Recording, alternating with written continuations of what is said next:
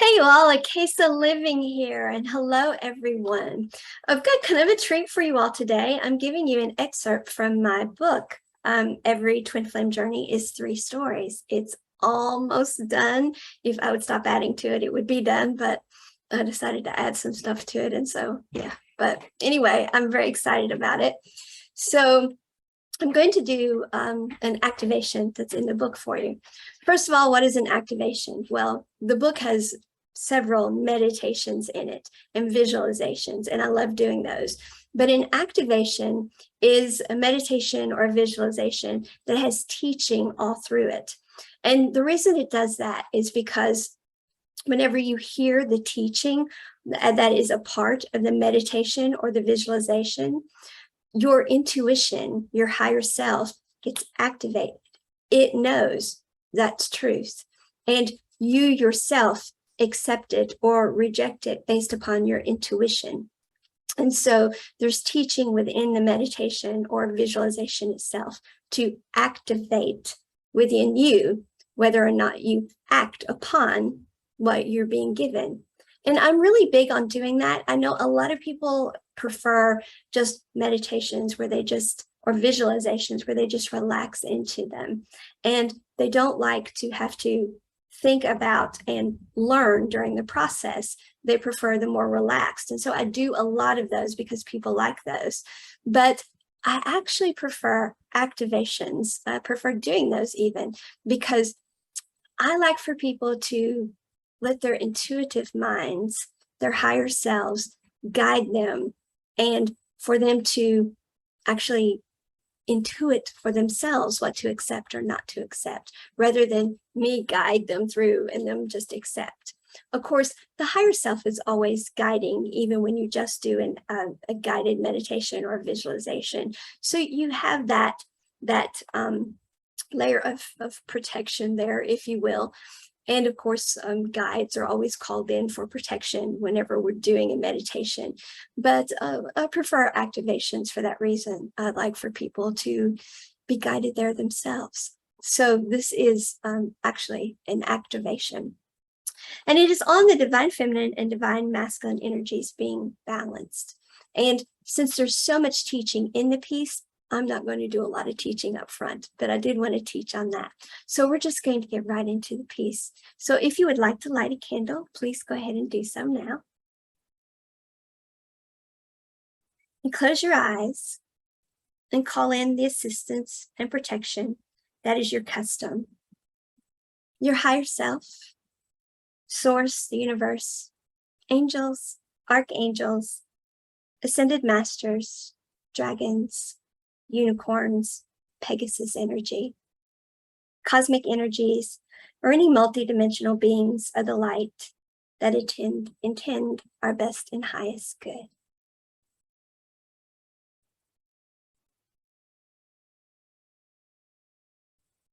We ask for angelic cloaks of protection to be placed on us, and we ask to be placed in our individual pyramids. We ask to be surrounded by white light of unconditional love, which contains all the colors of the light spectrum, all the healing frequencies of light. We especially note the gold light of wisdom and the pink light of transcendent love.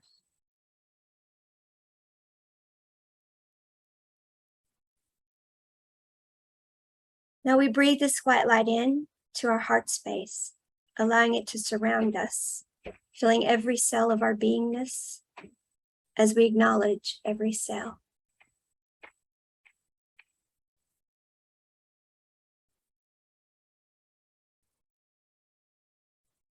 All denser energies, all that does not serve, all that does not belong, is transmuted into unconditional love. Hold this breath as long as you can, and upon the exhale, the beautiful white light of unconditional love expands into your personal aura.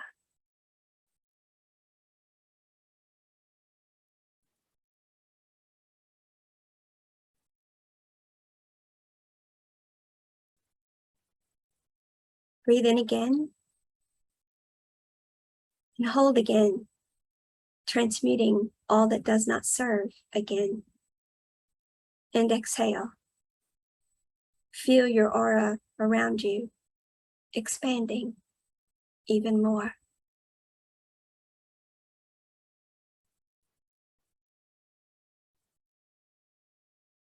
One last time, breathe in and hold. Release, transmute, surrender all that does not serve. Exhale this time at your root chakra, asking Mother Earth to ground you all the way to the core of the crystalline grid. And we thank you, Gaia.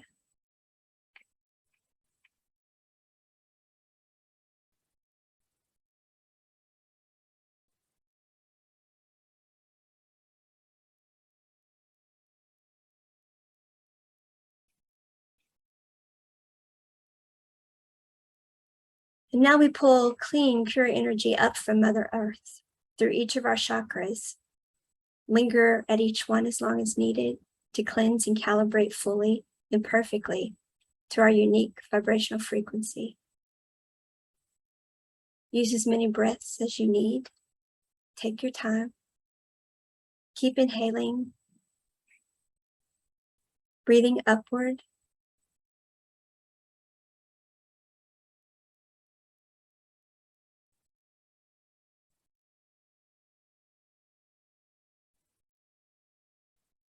And when you reach the stellar gateway, exhale out, connecting with your source energy.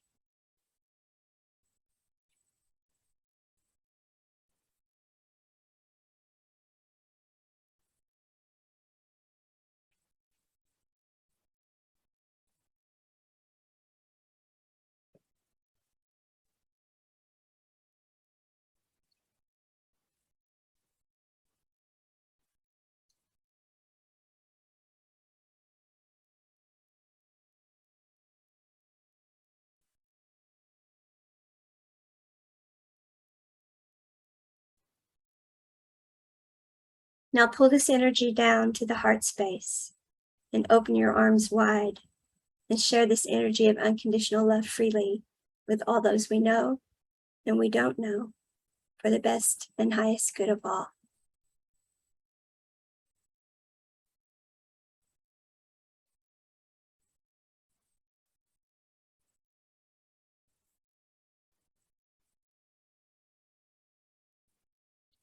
Now visualize yourself as a cube or a building with additions of equal length going off to both the left and the right and the back. In the front, there's an addition as well, but it does not extend as far out. Now to your left is divine feminine energy. To your right, divine masculine energy. The back is your past. The front is your future. To your left, the divine feminine energy is nurturing and flowing, as with the cycles of life, the moon, the stars. Relies on intuition, understands the need to just be and allow, and is receptive. To your right, the divine masculine energy is more focused, logic-based, driven by doing.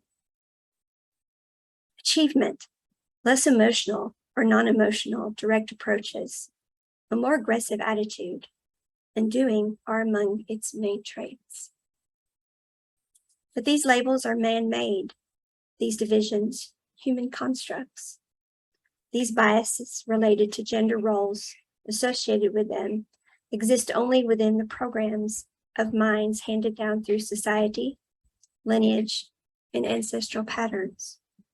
Strip those away, and you have simply two types of energy with distinct, strong, necessary qualities. Neither bad nor good. They're just energy. We are energetic beings, not buildings. While we do exist within physical constructs, we're not limited to them. but rather we transcend them to the metaphysical. Energy, these two distinct necessary types of energy, do not meet directly in the center of us, dividing us down the middle for order and control. That too is societal construct. No, like the double helix strand of DNA within us, they create a spiral. They flow together for more points of energetic transference, interaction, communication.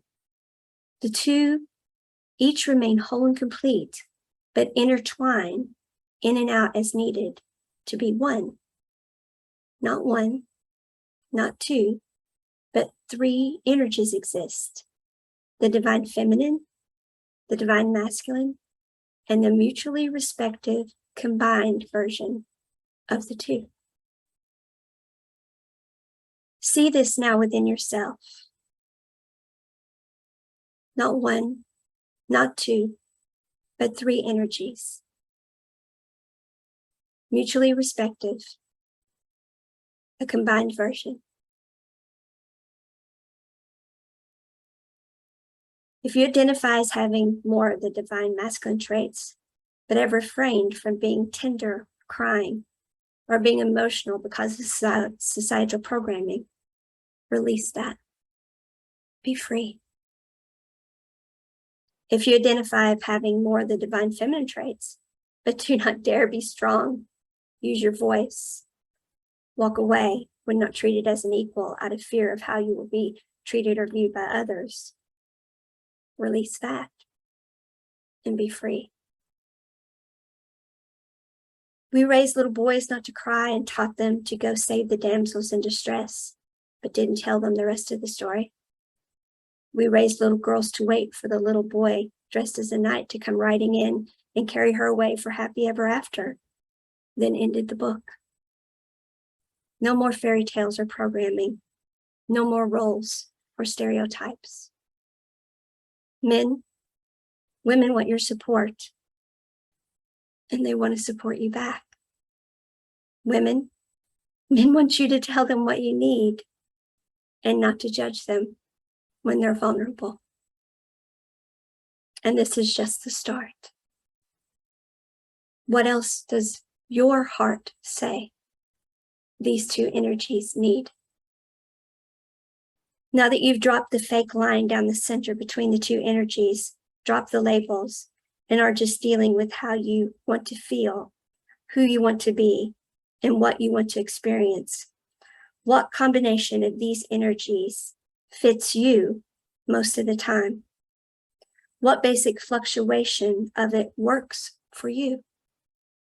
And yes, it's okay when even these vary, as long as you keep them moving and in balance. For energy is always moving. It's energy in motion or emotion. We do not create it, but we do co-create it. We set intentions and act upon it. Our actions, acting upon energy, is what set it in motion. Sometimes the motion is more being. It is choosing to be still, evaluate, rest, etc. Staying that way, however, is not possible. Energy always flows. Making the choice to stay and stay is not being.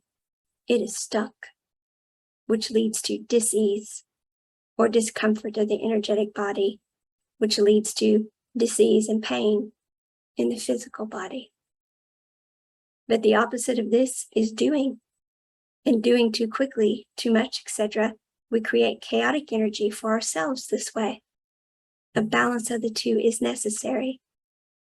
Daily energy management of the two is required, based upon our truth, our sovereignty of self, not societal programming. So, take a moment, envision clearly. How do you want to feel, be, and experience? Just energy. Two energies that come together and form a third. that intertwine. Picture this. This is your frequency.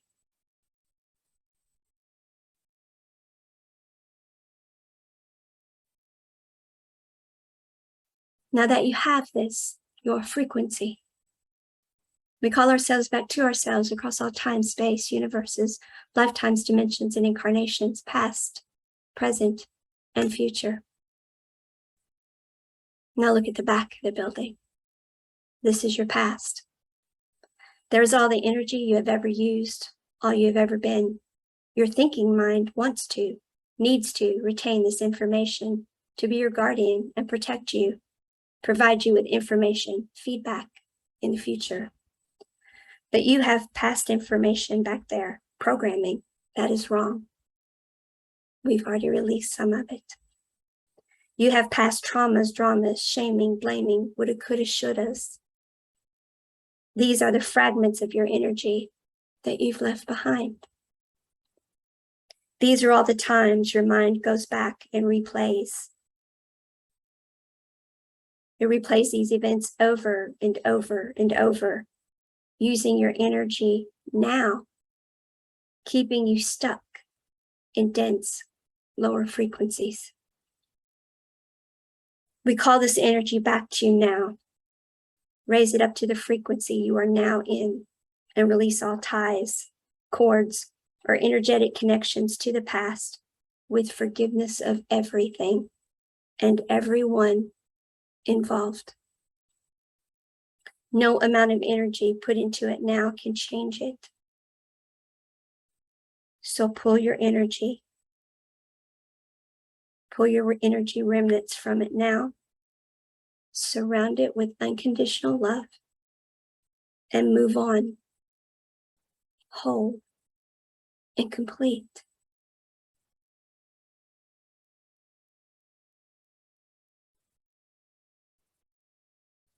Now look at the front of the building. This is your future. We fragment it as well. We let what others think, societal programming, how the family did it, ancestral imprints, etc., influence our projection forward of our energy. Our heart, our intuitive mind, knows the path and is calling us, doing its best to guide us. Our higher self, source energy, is giving us signs, synchronicities, but we're not focusing our gratitude, our energetic bandwidth on the path. We're fragmented. We have in our heart what we want, but in our mind, what we should. And then there is what we're doing, what we can, what we must. Balancing our divine feminine, divine masculine energies is important.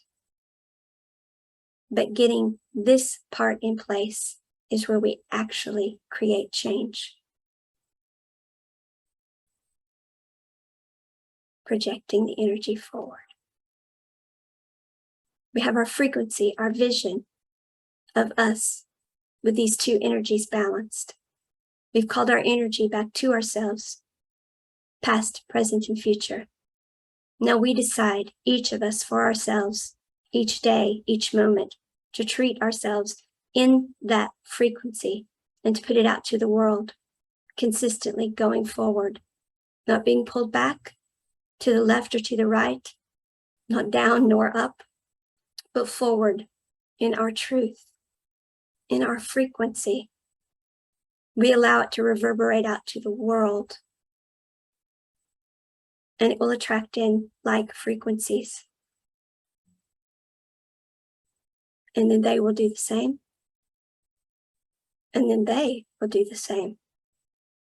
And so on, and so on, and so on. For the problem is not that our divine masculines have not yet balanced their divine feminine energies. The issue has been that we are all just energy. Just energy. Neither bad nor good. No labels required. We are all made of just energy. We must drop the labels. become sovereign of self, put out and hold our true frequency, that which comes from our intuitive mind in our heart space, and let that energy reverberate out mutual respect and unconditional love to all. And so it is, and so it is, and so it shall be. Namaste.